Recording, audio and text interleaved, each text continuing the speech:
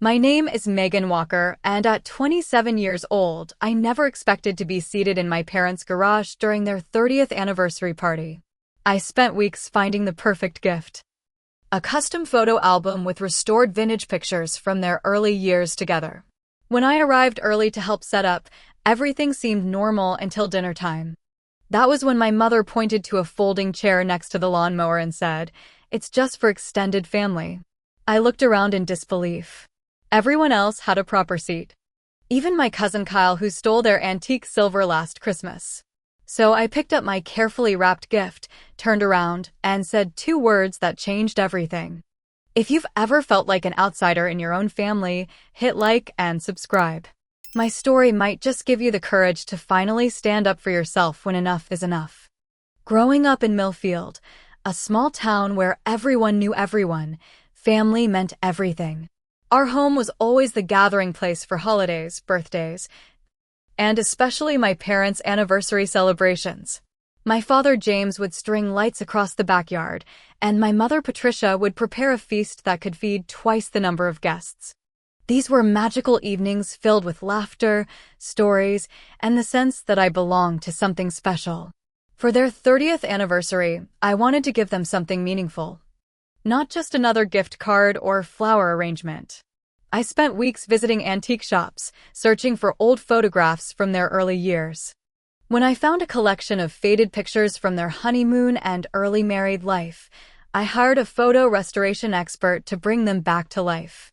I worked overtime at my job as a marketing coordinator to afford the custom leather album with their names and wedding date embossed in gold. Every page was arranged chronologically with little notes about each memory. It was perfect. The drive from my apartment in the city back to Millfield was filled with anticipation. I hadn't seen my parents in nearly 3 months, partly due to my busy work schedule, but also because of the growing tension between us.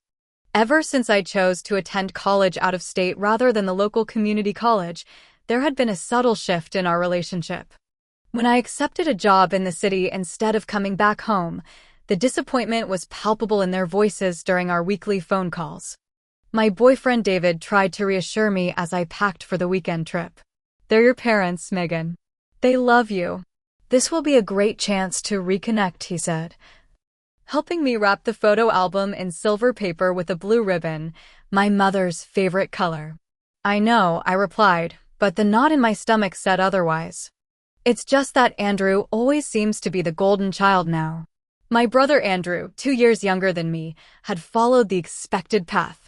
He stayed in Millfield, worked at my father's insurance company, and recently got engaged to a local girl my parents adored. "Just be yourself," David said, kissing me goodbye. "Call me if you need me." The long drive gave me plenty of time to rehearse conversations and imagine the happy reunion. I pictured my mother tearing up when she opened my gift, my father giving me one of his bear hugs that lifted me off the ground. I even imagined a moment of reconciliation, where they would express pride in my independence and career achievements. As I turned onto the familiar oak-lined street where I grew up, the knot in my stomach tightened. Our 2-story colonial looked picture-perfect as always, with fresh paint and immaculate landscaping. Cars already lined the driveway, even though I was arriving 2 hours before the official party. I recognized my aunt's sedan and my uncle's pickup truck, along with Andrew's shiny new company car parked in the prime spot near the front door. My first warning sign came when I rang the doorbell instead of walking right in. Somehow, in the 3 months since my last visit, my childhood home had become a place where I felt I needed permission to enter. My mother answered, her hair freshly styled and wearing a blue dress I'd never seen before. "Oh, Megan, you're early," she said, glancing over her shoulder. "We're still setting up." The hug she gave me was brief. Distracted. "I came early to help," I explained, holding up a bag of decorations I'd bought along with my gift. "I thought I could set up the photo display like I used to." "Oh, that's sweet." But Andrew and Heather already handled the decorations. Very tastefully done. She opened the door wider, allowing me in. "Your father is in the backyard with the important guests." Important guests. The phrase stung more than it should have. As I stepped into the foyer, I noticed new family photos on the wall, mostly featuring Andrew and his fiancée Heather. The photos, including me, were older, from high school or earlier. My father came in from the backyard, wiping his hands on a dish towel. "Maggie, you're here." His smile seemed genuine, but the hug he gave me was quick, almost perfunctory. "You remember your cousin Kyle, right? He's been a tremendous help setting up the tent." Kyle. My stomach churned at the mention of his name. Last Christmas, Kyle had been caught stealing my mother's antique silver candlesticks and my grandmother's jewelry from the guest room where he was staying. There had been a huge family argument, but somehow my parents had forgiven him almost immediately. "He's family," my mother had said. "And family forgives." "Yes, I remember Kyle," I said, keeping my voice neutral. "The silver looks nice on the mantel." I couldn't help the subtle dig, but my father either didn't notice or chose to ignore it. "I need to check on the grill," he said, already turning away. Make yourself at home. Make yourself at home." In my own childhood house. As I carried my overnight bag up to my old bedroom, now converted to a generic guest room with no trace of my existence, I wondered what exactly that meant anymore. I texted David, "Arrive safe." Already feeling like a visitor, not family. His response was immediate. "Remember why you're there. To celebrate them." Deep breaths. "You got this." I wanted to believe him. As I changed into the new dress I'd bought specially for the occasion, a navy blue cocktail dress that had cost nearly half my monthly rent, I tried to focus on the positive. This was their celebration, not about me. I carefully reapplied my makeup, practiced my smile in the mirror, and went downstairs to find a way to help, determined to make this work. But that determination wavered when I entered the kitchen and found my mother instructing Kyle on how to arrange the appetizer trays while Andrew and Heather laughed together by the wine bottles. No one looked up when I entered. "Can I help with anything?" I asked, feeling awkward in my own family's kitchen. My mother glanced up briefly. "We're all set here, honey. Why don't you go say hello to everyone? Your Aunt Linda was asking about you." Dismissed from kitchen duty, a role I'd always played in family gatherings, I wandered into the living room clutching my gift. The weight of it reminded me of my purpose here. This wasn't about petty family dynamics. This was about celebrating 30 years of my parents' marriage. I would rise above the subtle slights. Little did I know, the garage chair was waiting. The living room was filled with familiar faces. Aunt Linda waved from her seat on the sofa, Uncle Robert nodded in my direction, and various cousins milled about with drinks in hand. I'd made a special effort for this occasion, beyond the new dress. My hair was professionally styled into loose waves, my nails freshly manicured in a subtle pink to match my mother's favorite roses. The weight of the gift in my hands represented weeks of planning and a significant portion of my savings, but it felt worth it for such a milestone. "Megan, look at you, all city chic now," Aunt Linda said, rising to give me a proper hug. Her familiar perfume brought back memories of childhood Christmases and summer barbecues. "How is life in the big city treating you?"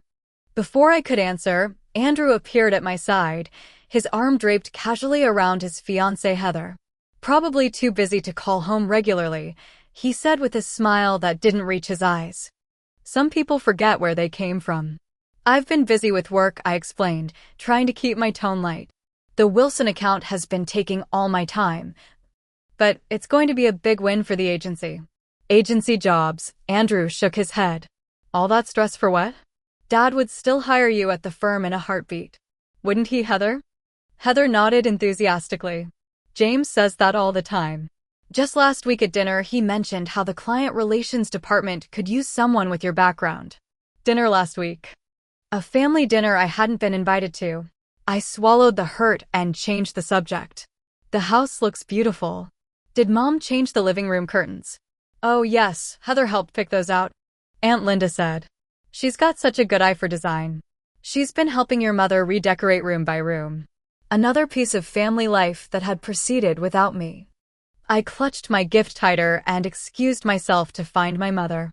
The house felt both achingly familiar and strangely altered. The family photos had been rearranged, more pictures of Andrew and Heather prominently displayed. The bookshelf that once held my debate trophies now showcased my mother's collection of decorative plates. It was as if pieces of my existence had been systematically removed. I found my mother in the dining room, directing two of my cousins on tablecloth placement. The long table was being set with the good china, crystal glasses catching the light from the chandelier. "Mom, the table looks beautiful," I said, setting my gift on a side table for now. "Can I help with anything?" She turned, a list in her hand. "Oh, Megan. No, we're almost done here. Is that what you're wearing? I thought you might wear something more colorful." I glanced down at my carefully chosen dress. "I thought you liked navy blue." "It's fine," she said dismissively. "Heather made the most gorgeous centerpieces, don't you think?" She gestured to elaborate floral arrangements running down the center of the table. "She has such natural talent." "They look great," I agreed, though the sting of the casual criticism lingered. "Mom, where should I put my gift? And where will I be sitting? I'd love to be near Aunt Linda if possible." That's when my mother's expression shifted, a fleeting look of discomfort quickly masked. "About the seating," she began, lowering her voice and pulling me aside. "We've had to make some adjustments. We're having more guests than anticipated." "That's fine," I said. "I can help set up more chairs." "Actually," she continued, not quite meeting my eyes, "we've arranged for some additional seating in the garage. For extended family." "The garage?" I repeated. Sure, I'd misheard. "It's just through here," she said, already walking toward the door that connected the kitchen to the garage. "We've made space." I followed her, confusion mounting with each step. The garage door swung open to reveal the familiar space where my father's car should have been, now moved to the driveway. Instead of the car, there was a single folding chair positioned next to storage boxes and the lawnmower. A small TV tray stood beside it. "You can set your plate here during dinner," my mother explained, gesturing to the tray. "It's just a bit crowded in the dining room with the immediate family and closest friends." "I'm not immediate family?" The words escaped before I could stop them. My mother sighed, as if I was being difficult. "Of course you are, but you understand about space constraints. Kyle is staying the weekend, so he needs to be at the main table to discuss some business matters with your father. And of course, Andrew and Heather need to be there, along with Heather's parents since they've been so involved with the anniversary planning." Heather's parents, who I'd never met, were more immediate than me. "I see," I said, my voice hollow. "It's just for dinner," my mother added, already turning back toward the door. "You'll join us for cake afterward." I stood alone in the garage after she left, the smell of gasoline and garden tools surrounding me. Through the window, I could see the elaborate setup in the backyard, tables with proper linens, floral centerpieces, and comfortable chairs. There was plenty of space out there. This wasn't about space constraints. When I returned to the main house, my cheeks burning with humiliation, I noticed Kyle sitting comfortably on the sofa, chatting with my father. Kyle, who had stolen from this very house less than a year ago, had a place at the main table while I was relegated to the garage. Several relatives glanced my way as I re-entered, their expressions ranging from curiosity to pity. Had they been told about my special seating arrangement? Did everyone know I was being excluded? I retreated to the kitchen under the pretense of getting water, my hand shaking slightly as I filled a glass at the sink. My phone buzzed in my purse. A text from my friend Ashley. "Made it to your parents okay? How's it going?" How could I possibly explain this? "Fine," I typed back. "Talk later." I set down my phone and took a deep breath, willing myself to remain composed. This was their anniversary. I wouldn't make a scene. I would sit in the garage if that's what they wanted, eat my dinner in exile, and smile through it all. Because that's what I'd always done. Keep the peace. Be the flexible one. Don't rock the boat. But as I watched through the kitchen window as Heather was embraced by my mother, as Andrew was slapped on the back by my father, as Kyle was handed a drink with a smile, something inside me began to shift. The weight of years of subtle exclusion pressed against my chest, making it hard to breathe. I still had the gift. The beautiful, thoughtful, expensive gift that represented weeks of effort and genuine love. Would they even appreciate it?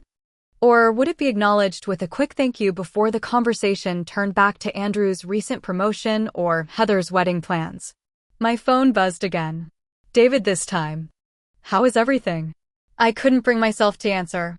Despite the garage seating revelation, I found myself automatically helping with the party preparations.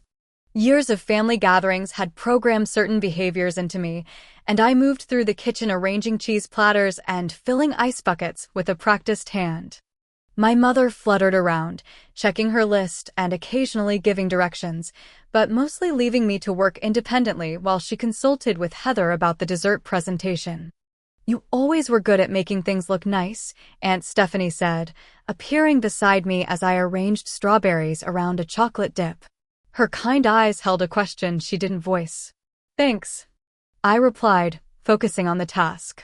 Someone needs to make sure the food looks appetizing. She lowered her voice. I heard about the seating arrangement. It's not right, Megan. So it wasn't a secret. People knew I was being sidelined. Somehow that made it worse. It's fine, I lied. I'm not here to make waves. Some waves need to be made, she replied, but patted my arm and moved away as my mother approached. Through the open doorway to the living room, I could hear Carl holding court, his voice carrying as he described his new business venture to my father and uncle. It's all about relationships, Uncle James. Knowing who to trust, who to invest in. The irony was thick enough to cut with a knife. Kyle, who had betrayed that trust by stealing family heirlooms, was now lecturing about trustworthiness. And my father was nodding along, completely taken in. Kyle has really reformed his character, my mother said to Aunt Linda, just loudly enough that I could hear from the kitchen. He's putting his life back together so admirably. Family support is everything in times of crisis. Family support. The words echoed in my head as I remembered my own crisis 3 years ago, when I lost my first job in the economic downturn and struggled to make rent. My parents' solution had been to suggest I move back home and work at my father's company. When I found another job instead and stayed in the city, their disappointment had been unmistakable. Not the same support Kyle was receiving for actual criminal behavior. As more guests arrived, I found myself increasingly isolated. Conversations happened around me but rarely included me. References to family events I'd missed. Inside jokes I'd never been part of. Heather seemed to know more about current family dynamics than I did, laughing at the right moments, sharing knowing glances with my mother. I retreated to the hallway, ostensibly to answer a work email, but really to catch my breath. The wall of family photos caught my eye again. When had this display changed? The graduation photo from my master's program, which had once held a prime spot, was now missing entirely. In its place was a picture of Andrew receiving some kind of local business award. Admiring the family wall of fame? Aunt Stephanie asked, joining me again. I noticed some significant edits since last time. Just some updates, I guess, I said, trying to sound casual. Selective updates, she replied. You know, your cousin Eliza went through something similar when she decided to move to Oregon instead of joining the family business. Suddenly she was less present, shall we say? I had always liked Aunt Stephanie for her directness. Is that why she rarely visits? Would you if you'd been slowly erased? She gestured toward the photos. Your achievements used to be all over this wall. Your debate trophies were in the cabinet in the living room. Your mother used to brag about your grades to everyone who'd listen. Things change, I murmured. People shouldn't, she replied firmly. Especially parents. Before we could continue, my father called everyone to attention in the living room. It was time for his anniversary speech. I moved to stand in the doorway, not quite part of the inner circle, but not completely outside it either. Patricia and I want to thank you all for celebrating 30 amazing years with us, he began, one arm around my mother's waist. When we look back at our life together, we're proudest of the family we've built. My heart lifted slightly. Family. I was part of that. Our son Andrew has been our greatest joy, my father continued, his voice thick with emotion. Watching him grow into a man of integrity, following in my footsteps at the agency. Finding a wonderful partner in Heather, these have been life's greatest rewards. The room burst into applause. Andrew beamed, his arm around Heather, who smiled demurely. I waited for the mention of the daughter. The other child. The one standing in the doorway. And of course, my father added, almost as an afterthought, we have been fortunate in many ways. That was it. The entire acknowledgement of my existence was wrapped up in fortunate in many ways. Not even a direct reference. I might as well have been the neighbor who collected their mail when they were on vacation. My mother took the glass from my father for her own toast. To the children who've made us proud, she said, looking directly at Andrew. And to family loyalty, which is everything.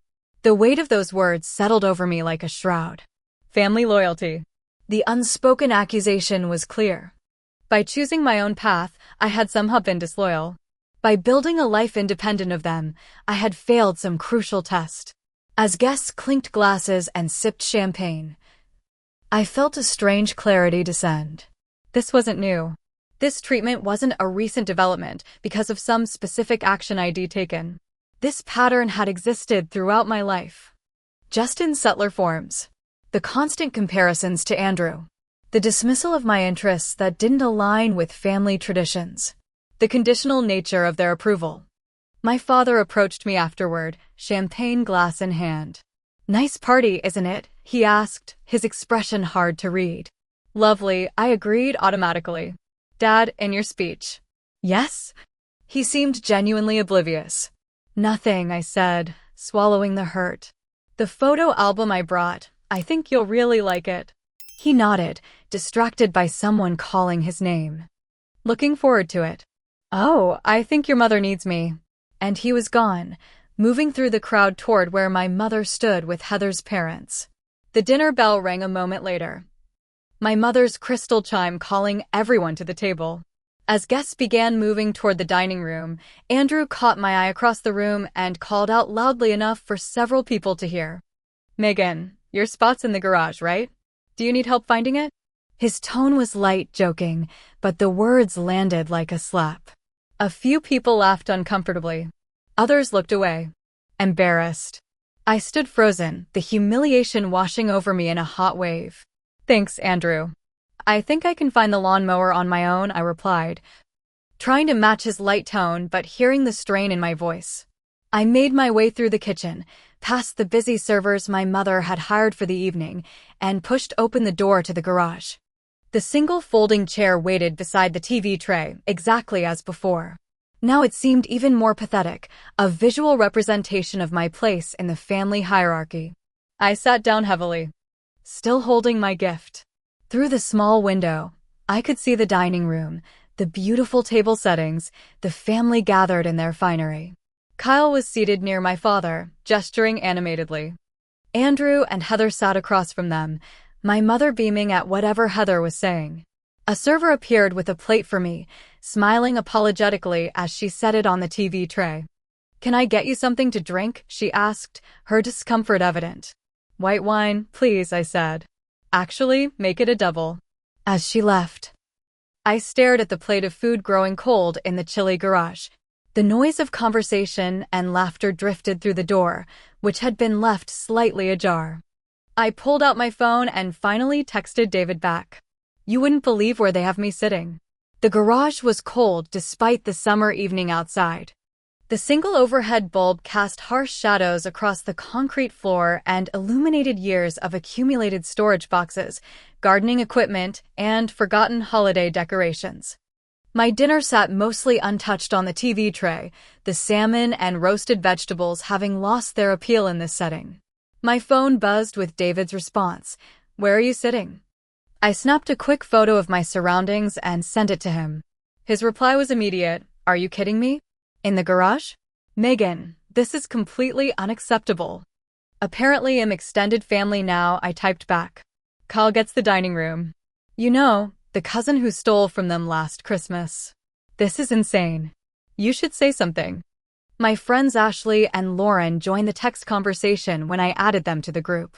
Ashley, Megan, this is beyond disrespectful. You deserve better than this. Lauren, I can't believe they'd do this to their own daughter. You need to stand up for yourself. Their outrage was validating, but it also made the reality of my situation more painful. These friends, who I'd known for less than 5 years, were more indignant on my behalf than my own family. "I've always been the peacekeeper," I replied. "The one who goes along to get along." "And look where that got you," David texted. "In a garage while a thief gets the place of honor." I sat there, phone in one hand, fork in the other, picking at my cold dinner and reflecting on a lifetime of similar moments. Smaller slights that I'd brushed off. Times when Andrew's accomplishments were celebrated lavishly while mine received a passing mention. The subtle pressure to conform to their expectations. And the gradual cooling when I chose differently. Through the crack in the door, I could hear laughter and the clinking of glasses. I caught snippets of conversation. My father's voice booming as he told a favorite story, my mother's delighted laughter at something Heather said. All the familiar sounds of family joy that I was physically separated from. The door swung open wider, startling me. A small figure appeared, my 7-year-old cousin Jamie, daughter of my mother's younger sister. "Megan? Why are you sitting in the garage?" she asked. Her small face scrunched in confusion. "Did you do something bad?" The innocent question cut straight to my heart. "No, sweetie. There just wasn't enough room at the table inside." She looked around at the spacious garage, then back at me with the unfiltered honesty of a child. "But there's lots of room out in the yard. That's where the kids' table is. Are you in trouble? Is that why you're in timeout?" Before I could answer, my aunt appeared in the doorway. "Jamie, there you are. Don't bother your cousin." She gave me an uncomfortable glance, not quite meeting my eyes. "Sorry about that, Megan." "It's no bother," I said. "Jamie was just keeping me company." "Well, come on back inside, Jamie. Your dinner is getting cold." She took the girl's hand, pulling her away without another word to me. The door swung nearly closed behind them, leaving me alone again. Tears stung my eyes, but I blinked them back. I would not cry in a garage at my parents' anniversary party. I had too much dignity for that, even if they didn't see it. My phone continued to buzz with supportive messages from my friends, but they felt distant compared to the painful reality surrounding me. The beautiful gift I had brought sat beside me, carefully wrapped and now seeming like a sad joke. Would they even open it? Would they care about the hours I'd spent collecting and restoring those memories? Through the nearly closed door, I heard my mother's voice clearly as she passed on her way to the kitchen. "The garage seating is for people who aren't really committed to the family," she was saying to someone. It seemed the most appropriate solution. The words hit me like a physical blow. Not really committed to the family. After everything I'd done. After the gift I'd brought. After flying back for every major holiday despite my limited vacation days. After calling weekly even when they rarely asked about my life. Something shifted inside me then. A fundamental realignment. The hurt began to crystallize into something harder, something with edges. I had spent years contorting myself to fit their expectations, making myself smaller to avoid conflict, accepting the role of lesser child. For what? To be seated in a garage while a thief was welcomed at the table? I looked down at my phone to see more messages of support and encouragement. "David, you deserve better than this, Meg. Much better. Ashley, you have nothing to apologize for. Living your own life isn't a betrayal. Lauren, sometimes you have to stand up for yourself, even to family. Especially to family." They were right. All of them. I had done nothing wrong except choose my own path. I had been a loving, supportive daughter despite the distance. I had never stolen from them, never betrayed their trust. Never deliberately hurt them. And yet here I sat, exiled to the garage, literally removed from the family circle. I stood up suddenly, the folding chair scraping loudly against the concrete floor. The half-eaten dinner on the TV tray no longer mattered.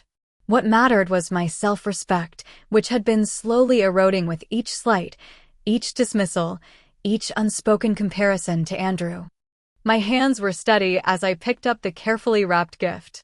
The weight of it, once a source of pride, now felt like an anchor I'd been carrying. An anchor tying me to a pattern of behavior that was destroying me from the inside. I took a deep breath, straightened my shoulders, and pushed open the garage door. The bright lights of the kitchen momentarily blinded me after the dimness of the garage. A server looked up in surprise as I walked through, my head high, my gift clutched before me like a shield. The dining room fell silent as I appeared in the doorway. All eyes turned to me, expressions ranging from surprise to discomfort to embarrassment. My mother froze with a fork halfway to her mouth. My father cleared his throat awkwardly.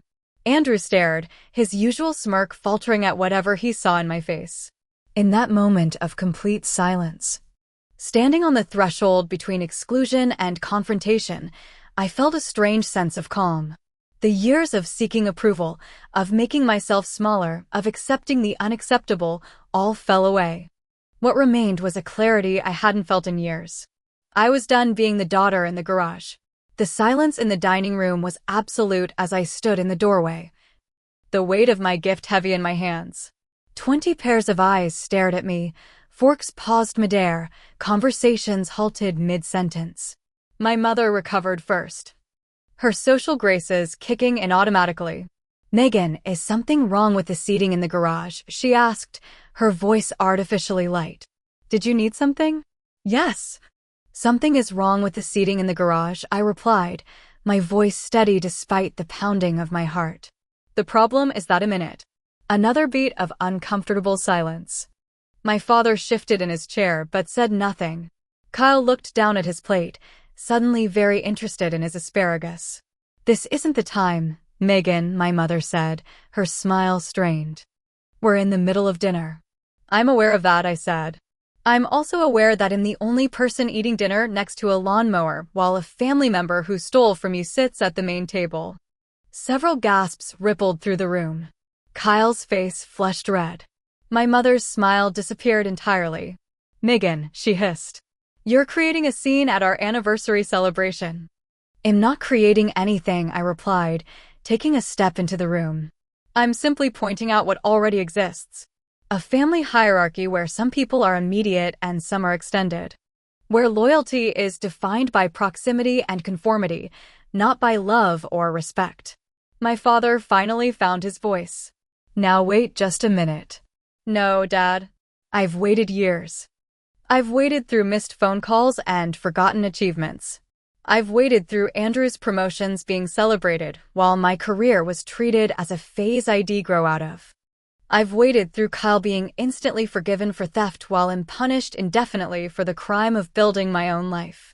The room was so quiet you could hear the air conditioning humming. My aunts and uncles stared at their plates. Cousins exchanged glances. Andrew looked stunned, as if he'd never considered how things appeared from my perspective. "Family isn't supposed to be a competition," I continued, my voice softening slightly. "It shouldn't be divided into winners and losers, favorites and disappointments, immediate and extended. Family should be the one place where you are accepted unconditionally." "We do accept you," my father protested weakly. "In the garage?" I asked. "Is that acceptance? Is sending me Christmas cards addressed to my old name for 2 years after I corrected you acceptance? Is never asking about my promotion acceptance? Is forgetting my birthday last year acceptance?" My mother stood up, napkin clutched in her hand like a flag of surrender. "This is incredibly inappropriate, Megan. You're ruining our special day with this display." "This isn't a display, Mom. This is years of hurt finally finding a voice. I didn't want to do this today. I came here with nothing but love and celebration in my heart." I held up the gift. "I spent weeks creating this for you. Finding old photos, having them restored, building a timeline of your 30 years together. I worked overtime to afford it because I wanted it to be special. To show you how much your marriage and our family mean to me." My mother's expression faltered slightly. My father looked genuinely surprised. "But then I realized something sitting alone in that garage," I continued. "I've been working overtime my entire life trying to earn a place at your table. Trying to prove my worthiness despite choosing a different path than the one you laid out for me. And it's never enough." I placed the gift carefully on the edge of the dining table. "I love you both. I always will. But I can't keep shrinking myself to fit into the space you've decided I deserve. I can't keep accepting scraps of affection while others get the feast." Kyle finally spoke up, his voice defensive. "Look, if this is about last Christmas, I apologized for that and made amends." I turned to him, oddly calm. "This isn't about you, Kyle. You're just a symptom of a larger problem. The problem is a family system where some mistakes are forgiven instantly while others, like moving away or choosing a different career, become permanent black marks. I looked around the table at the uncomfortable faces of my extended family, many of whom were hearing these dynamics articulated for the first time. Some of you understand this, I think. Some of you have felt it too, in different ways. Aunt Stephanie nodded almost imperceptibly. A cousin I hadn't spoken to in years caught my eye and gave a small, supportive smile. I turned back to my parents, who stood frozen at the head of the table. You've made it very clear where I stand in this family. Not at the table with immediate family, but in the garage with the lawnmower and holiday decorations. Not central, but peripheral. You said it yourself, Mom, the garage is for people who aren't really committed to the family. My mother flinched at hearing her own words repeated back to her. So here's what I'm going to do, I said, taking a step backward toward the door. I'm going to respect the boundaries you've established. Extended family doesn't sit at the main table. Extended family doesn't get to be part of the inner circle. Extended family stays in the periphery. I gestured to the gift on the table. That album is my anniversary present to you. 30 years is a remarkable milestone, and I truly am happy for you. I hope when you look through it, you'll remember that you have 2 children who love you, not just one. I straightened my shoulders and delivered my parting words. It's just for extended family, right? Well, extend this. I turned toward the door, my head high despite the tears threatening to spill. Megan, wait. My father's voice cracked as he pushed back from the table and stood. Don't leave like this. I paused at the doorway but didn't turn around. I'm not leaving forever, Dad. I'm just going back to my place in this family. The periphery. The extension. Call me when you're ready to make room at the table. The sound of his chair scraping back echoed in the silent room. Megan, please. This is a misunderstanding. I did turn then, meeting his gaze directly. Is it? Then explain to me why I'm in the garage while Kyle is at the table. Explain why Andrew's engagement warranted a family dinner, but my promotion didn't even get a phone call. Explain why Mom can quote Heather's dress size, but hasn't asked once about my life in the city. He had no answer. None of them did. That's what I thought, I said softly. Happy anniversary. I really do wish you many more years of happiness. As I walked through the kitchen toward the front door, I could hear the murmurs beginning behind me. My father called my name again, his voice closer now as he followed me. I kept walking, each step both painful and liberating. This wasn't how I'd imagined the evening would go, but something told me it was how it needed to go. The cool evening air hit my face as I stepped onto the front porch, tears finally spilling over. I fumbled in my purse for my car keys, my hands suddenly shaking with the aftermath of adrenaline. Maggie, wait. My father had followed me outside, his face stricken in the porch light. Don't drive like this. You're upset. I'm not upset, Dad. I'm awake. For the first time in years. I'm fully awake to what's happening here. Your mother didn't mean anything by the seating arrangement. It was just logistics. Stop it, I said, not unkindly. We're both too intelligent for that excuse. It wasn't logistics. It was a message. And I received it loud and clear. What do you want me to say? He asked. His voice tinged with frustration and something else. Fear, maybe. I don't want you to say anything. I want you to reflect on why your daughter was in the garage while a thief was at your table. On why you've consistently chosen to celebrate one child's choices while punishing the others. On what family really means to you. His face crumpled slightly. You are family, Maggie. The most important kind. Then start acting like it, I replied, unlocking my car door. Not just with words. With actions. With respect for my choices. With a place at the table. I got into my car and started the engine. Through the window, I could see my father standing on the porch, looking older and smaller than I remembered. Behind him, several faces peered through the front windows, witnessing our exchange. As I pulled away from the curb, my phone erupted with texts. I ignored them until I was several blocks away, then pulled over, suddenly overcome with emotion. The screen lit up with more messages from David, Ashley, and Lauren, but also new ones from Aunt Stephanie and 2 cousins I'd barely spoken to in years. I picked up the phone and called David, my voice breaking as he answered. I did it, I said. I finally stood up to them. I'm so proud of you, he replied, his voice warm with support. Are you okay? No, I admitted as tears flowed freely now. But I think I will be. The days following my departure from the anniversary party unfolded in waves of emotion and revelation. I drove straight to a hotel that night, unable to face the 3-hour drive back to the city in my emotional state. David offered to drive out to meet me. But I needed space to process what had happened. My phone alternated between explosive activity and telling silence. No calls or texts from my mother, which didn't surprise me. A single text from my father the next morning, we should talk when things calm down. Andrew sent a lengthy, angry message accusing me of selfishness and ruining our parents' special day. You always have to make everything about you, he wrote. Did you ever consider that some things aren't about your feelings? I didn't respond to any of them immediately. Instead, I took a long shower in the hotel bathroom, ordered room service, and allowed myself to feel the full spectrum of emotions without judgment. Relief, grief, anger, vindication, uncertainty. They washed over me in unpredictable waves. The surprise came in the form of messages from extended family members. Aunt Stephanie called the next morning. I want you to know that what you did took tremendous courage, she said. And you weren't wrong. Did I ruin the party? I asked, still conflicted about my timing. The party was already ruined when they put you in the garage, she replied firmly. You just exposed what was already broken. My cousin Eliza, who I'd barely spoken to in years, reached out via social media. I watched the same thing happen to me in slow motion, she wrote. They froze me out when I moved to Oregon instead of staying in the family business. The difference is, I never had the courage to name it. I just drifted away. Thank you for standing up. 3 days after the confrontation, my carefully wrapped gift appeared on the doorstep of my apartment with no note. Either my parents had driven 3 hours to deliver it in person without speaking to me, or they'd paid for special courier service. Either way, the message was clear: rejection. I placed the unopened gift on my coffee table and stared at it for a long time before calling David.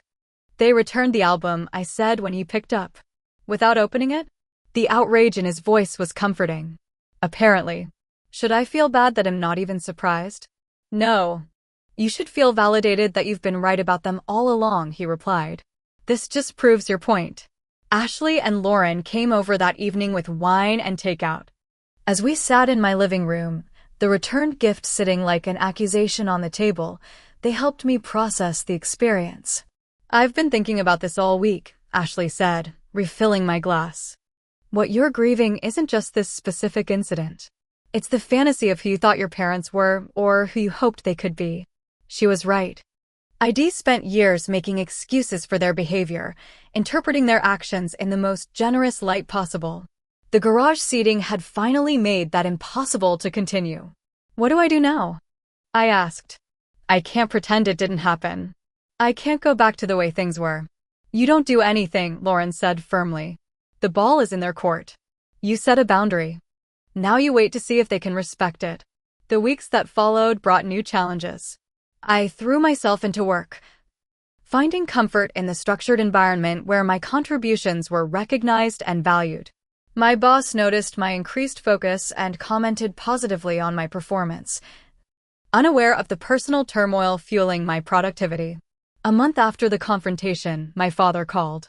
The conversation was stilted, filled with awkward pauses and surface-level pleasantries before he finally addressed the elephant in the room.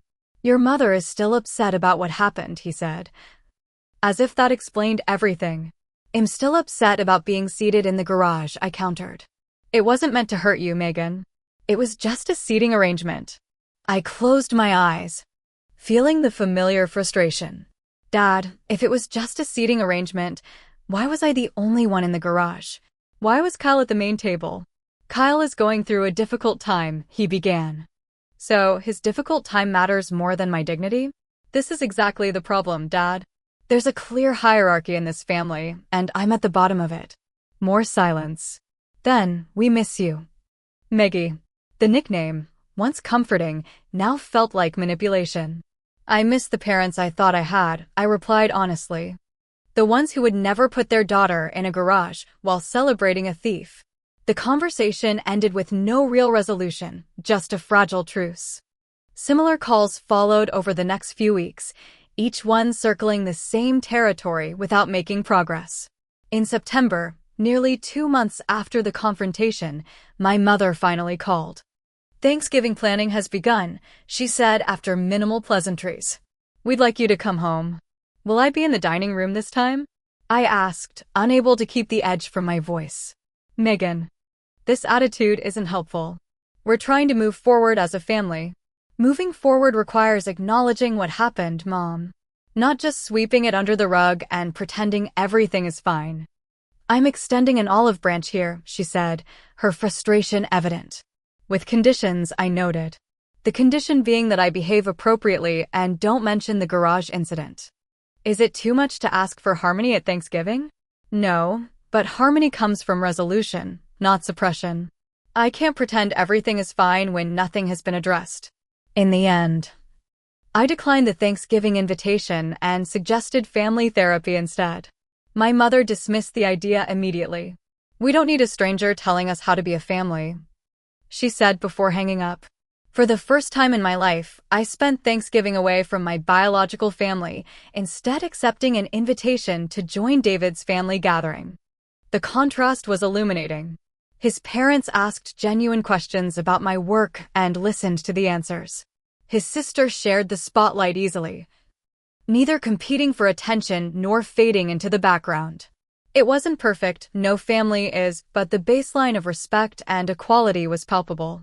Christmas brought another turning point. Rather than subject myself to more family tension, I planned a trip with friends to a cabin in the mountains. 2 days before we were set to leave, I literally ran into my father on a street corner in the city. "Dad, what are you doing here?" I asked, stunned to see him outside my local coffee shop.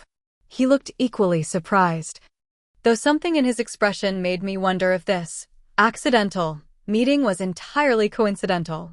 "Business meeting," he explained. "I was going to call you afterward." We went inside for coffee, the familiar stranger across from me, both my father and not. The awkwardness gradually gave way to the most honest conversation we'd had in years. "I watched the video," he finally said, staring into his cup. "What video?" "The one you made for our anniversary." The photo album had a USB drive tucked into the back cover with a video presentation. "Andrew found it when..." He paused. "When your mother asked him to return the gift to you." I'd forgotten about the video component. A slideshow of their 30 years together set to the song from their first dance. "Oh, it was beautiful, Megan. All those old photos restored, the timeline of our lives together." His voice thickened. "Including a lot of moments with you that I'd forgotten about."